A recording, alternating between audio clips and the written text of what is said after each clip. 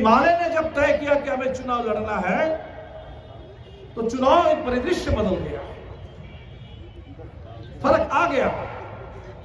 क्योंकि हिमालय उन लोगों की पार्टी है जिनके बारे में अंबेडकर ने कहा था कि बहिष्कृत भारत, कि जिनका वोट लूट लिया जाता था, जिनका वोट लूट लिया जाता था, जिनके वोट पर कब्जा कर लिया जाता था।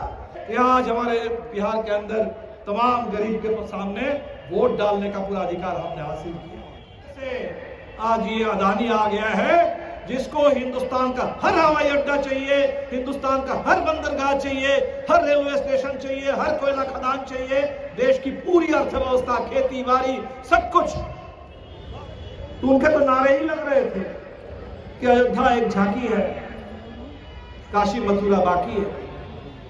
80 के दशक में हमने पूरे देश में लोकतंत्र की लड़ाई लड़ने के लिए इंडियन पीपुल्स फ्रंट बनाया, हमने चुनाव लड़ना शुरू किया। बहुत लोगों ने कहा कि अब माले भी एक चुनाव लड़ने वाली तो देश में दर्जनों पार्टियां हैं, उन्हीं पार्टियों में अब भाकपा, माले, इंडियन पीपुल्स फ्रंट, ये भी एक पार्टी बन गई, क्या फर्क पड़ेगा। लेकिन बिहार ने देखा, पूरे हिंदुस्तान ने देखा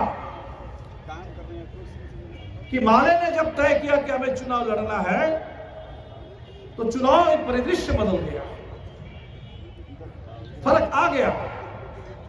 क्योंकि माले उन लोगों की पार्टी है जिनके बारे में अंबेडकर ने कहा था कि बहिष्कृत भारत, जो हाशिए पर खड़े लोग, जिनका बहिष्कार किया जाता रहा है, जिनको हमेशा खदेड़ा गया हर जगह से, समाज से, अर्थव्यवस्था से, राजनीति से, अपने तमाम अधिकारों से वंचित, वो जो वंचित समाज है, बहुजन समाज है, बहिष्कृत लोग हैं, उनकी पार्टी जब यह तय करती है कि हमें चुनाव भी लड़ना है, तो तब बिहार ने देखा कि इसका मतलब होता है कि जिनका वोट लूट लिया जाता था, जिनका वोट लूट लिया जाता था, जिनके वोट पर कब्जा कर लिया जाता था, जान की बाजी लगा करके दलितों ने वोट डाला और बिहार बदल गया।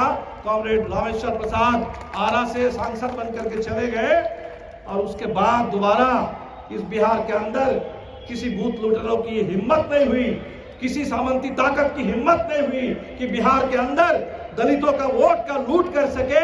यहाँ आज हमारे बिहार के अंदर तमाम गरीब के सामने वोट डालने का पूरा अधिकार हमने हासिल किया। कॉमरेड चारू मजुमदार ने कहा था कि जनता का हित ही पार्टी का हित है, और जनता का हित अगर पूरा करना है तो जनता के हाथ में अधिकार चाहिए, और जनता के हाथ में अगर अधिकार लेना है तो हमारे सारे अधिकारों पर कब्जा करके जो बैठे हुए हैं उनको उस कब्जे से बाहर किए बगैर हमारे हाथ में अधिकार नहीं आ सकता है।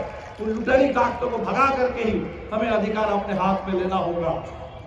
अगर हम सब लोग थोड़ा सा पीछे मुड़ करके देखें तो हम सबको याद है कि उस दौर में क्या हो रहा था देश में। एक हमने देखा कि आर्थिक नीति देश की बदल गई, नरसिम्हा राव प्रधानमंत्री थे, मनमोहन सिंह वित्त मंत्री थे, और देश में नई नीति आई, निजीकरण, उदारीकरण और भूमंडलीकरण। तो निजीकरण का मतलब क्या? ऐसा तो नहीं है कि हमारे देश में कोई निजी क्षेत्र नहीं था, वैसा तो नहीं है कि कोई टाटा बिरला नहीं थे, ऐसा नहीं है कि कोई पूंजीपतियों के सामने कोई मौका कम था। निजीकरण का मतलब हुआ कि जो कुछ भी जनता के खून पसीने से, उसकी कमाई से, हमारे पैसे से, हमारे टैक्स के पैसे से अगर देश में किसी पब्लिक सेक्टर का निर्माण हुआ है, कोई रेलवे का निर्माण हुआ है, कोयला खदान, इस देश में इस्पात कारखाना, इस देश के बैंक, बीमा, ये जो देश का विकास हुआ है वो सब निजी हाथों में दे दो। और ये जब शुरू होगा तो कॉमरेड विनोद मिश्रा को मालूम था कि एक दो कारखाना लेकर के ये चुप होने वाले लोग नहीं हैं, ये खून चूसना चाहते हैं।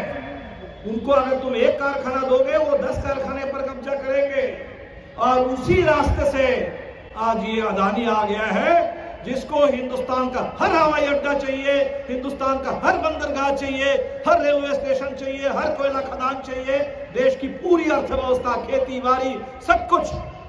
बहुत मुश्किल से लड़ करके हमारे किसानों ने खेती के हिस्से को बचाने का काम किया, नहीं तो ये तो चाहते हैं कि पूरी अर्थव्यवस्था पूरा हमारे कब्जे में आ जाए। तो ये 30 साल से वही निजीकरण, वही कॉरपोरेट परस्ती, कॉरपोरेटों का तुष्टीकरण, अदानी अंबानी के तुष्टीकरण, उसी रास्ते से आज देश यहां पहुंचा। दूसरा हमने क्या देखा?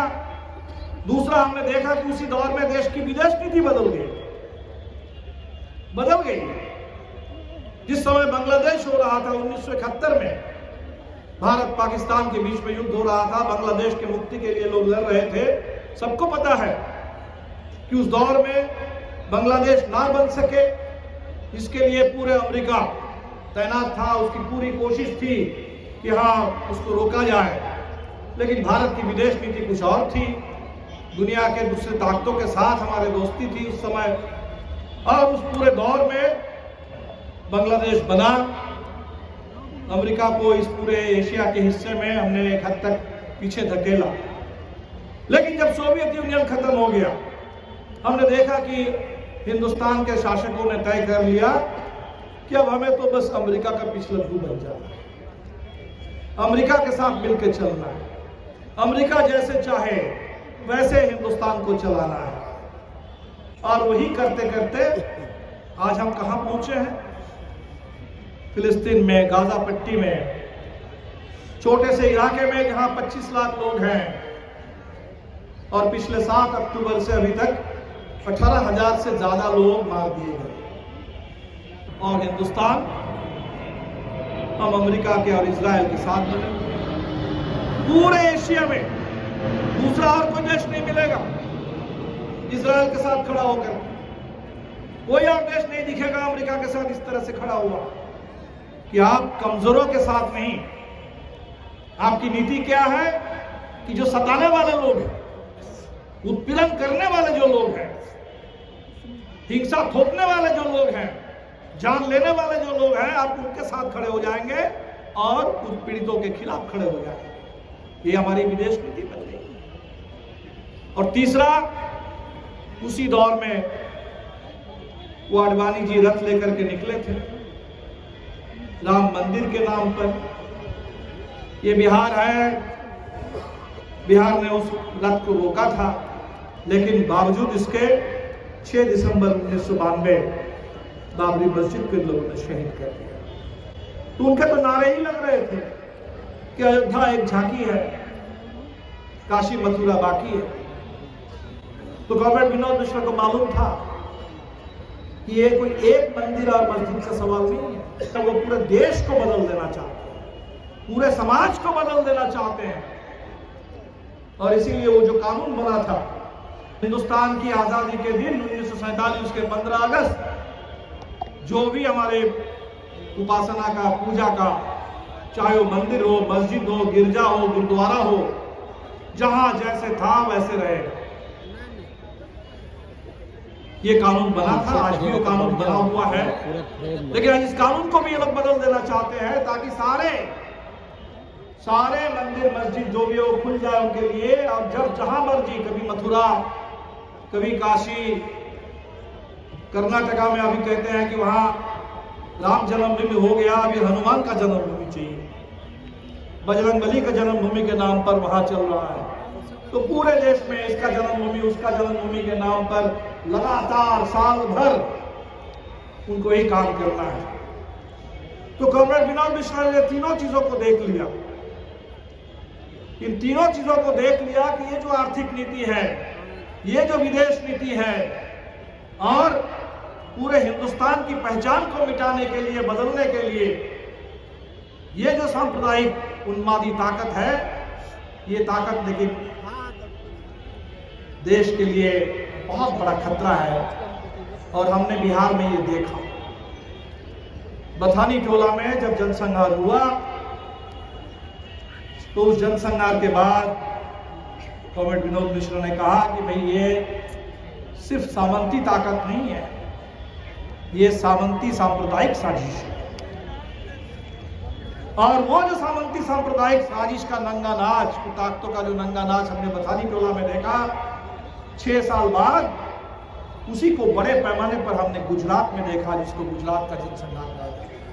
ये जो ताकत है, जो देश की अर्थव्यवस्था से लेकर के, समाज से लेकर के, हमारी आजादी, हमारे संविधान, हमारा लोकतंत्र हर चीज को बर्बाद कर देना चाहते हैं, कब्जा कर लेना चाहते हैं। इन ताकतों को पीछे धकेलने के लिए, इनको शिकस्त देने के लिए मजबूत कम्युनिस्ट पार्टी चाहिए, लाल झंडे की पूरी ताकत चाहिए, और इसके लिए हम लोगों ने संकल्प लिया। और आज हमारे सामने बिल्कुल अगर 80 के दशक में हम देख रहे थे कि हमारा वोट लूट लिया जाता है, तो चुनाव आयोग को लूट लिया गया, तो स्वतंत्र और निष्पक्ष चुनाव आयोग को कौन चुनेगा? तो सुप्रीम कोर्ट ने कहा था कि भाई 3 लोगों के ऊपर ये जिम्मेदारी हो। ठीक है, सरकार है तो प्रधानमंत्री रहे, विपक्ष है तो विपक्ष के नेता रहे, और एक सुप्रीम कोर्ट के चीफ जस्टिस रहे, जो ना सरकार के हैं ना विपक्ष के हैं, वो संविधान के हैं। तो तीनों मिलकर के तय करें। तो अभी आप देखेंगे कि राज्यसभा में पारित हो गया, लोकसभा में पारित हो जाएगा।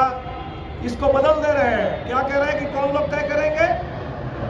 कि 3 लोगों की कमेटी होगी, प्रधानमंत्री होंगे, प्रधानमंत्री द्वारा मनोनीत, वो तय करेंगे, उन्हीं के मंत्रिमंडल के किसी और एक साथी, तीसरा एक विपक्ष के किसी नेता को रख लेंगे। तो जहां 3 में 2 सरकार के होंगे, वहां विपक्ष के किसी का कहने का क्या मतलब है? तो अगर इस तरीके से कमेटी बनेगी, चलेगी, तब इस देश में चुनाव का क्या होगा? तो हम जहां बूथ लूट की बात करते थे, वोट लूट की बात करते थे, आज तो हमारे संविधान का लूट हो रहा है, चुनाव आयोग का लूट हो रहा है, पूरे चुनाव का लूट हो रहा है। और तब ऐसी स्थिति में इस लोकतंत्र की लड़ाई को कौन लड़ेगा? इस संविधान की रक्षा की लड़ाई को कौन लड़ेगा? इस पूरे देश में चुनाव प्रक्रिया अगर है, तो उस चुनाव प्रक्रिया में जनता की आवाज का कोई मतलब हो, इस बात की गारंटी करने के लिए भी हम ही आगे आए। हमने कहा कि देश में व्यापक विपक्षी एकता चाहिए। पार्टी महाधिवेशन हमने किया।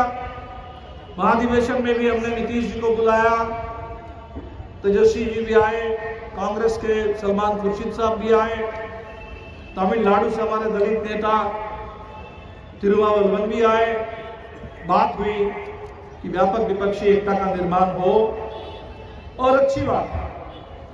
पटना में बैठक हुई, फिर बेंगलोर में बैठक हुई, फिर मुंबई में बैठक हुई, और अभी कल दिल्ली में हम सब लोग फिर मिलेंगे, इंडिया गठबंधन, उसकी फिर बैठक होगी। ये एकता तो जरूरी है, एकता ठीक है, लेकिन चुनाव ने हमें क्या सिखाया? राजस्थान में, छत्तीसगढ़ में, मध्य प्रदेश में बहुत जगह लोग कह रहे हैं कि चुनाव तो लूट लिया गया।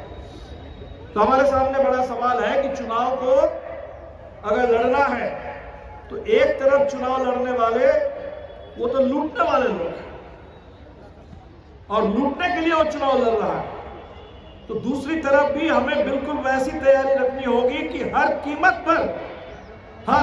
पर इनके इस पूरे लूट को शिकस्त देने के लिए हम तैयार रहेंगे, देश की हिफाजत करेंगे, तब जाकर के हम चुनाव लड़ पाएंगे, जीत पाएंगे।